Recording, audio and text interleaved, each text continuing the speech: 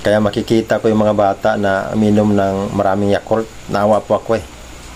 Hindi ko masabi-sabihan yung magulang, baka sabihin, ano ka doktor?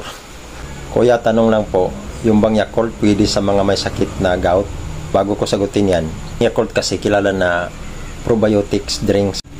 At ang Yakult ngayon, mayroon ng mga flavor. Mayroon pong light Yakult, mayroon pong balance, mayroon pong plus. Pero pag-usapan natin na paborito natin yung pong original na Yakult. Dahil yun po ang masarap. At sa isang buti noon na 80 ml, mayroon po yung 8 billions of good bacteria na buhay. Andoon po sa Yakult. Alam niyo, mabubuhay lang yan hanggang sa 4 to 8 hours sa refrigerator ayon po sa pag-aaral. So meaning, ang makarating sa atin ng mga Yakult, mga ilang araw na yan, patay na po yung mga good bacteria. Kaya ang Yakult, kilala po yan na healthy inumin.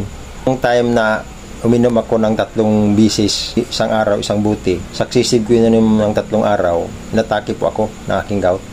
At ang isa na dahilan doon, at yung apo ko rin, pag uminom siya ng Yakult, atakin siya ng kanyang sinus. Kaya na-interest ako na i-research po yung Yakult.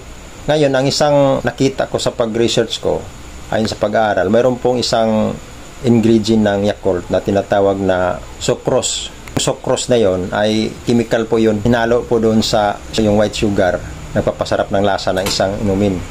Yung pala, pag masubraan natin ang pag-inom noon, magdulot siya ng pinsala sa ating kalusugan. Magkaroon tayo ng diabetes type 2 or makasira ng ngipin ayon po sa pag-aaral.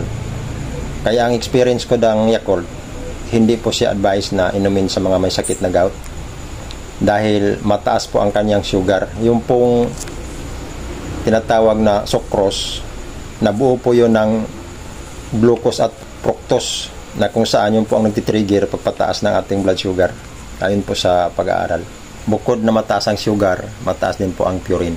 Kung gusto man yung minom ng Yakult, hinahinay lang, lalo na po sa mga bata. At doon mismo sa buti ng Yakult, hindi lang natin binabasa, mayroon pong requirements ng pag-inom doon.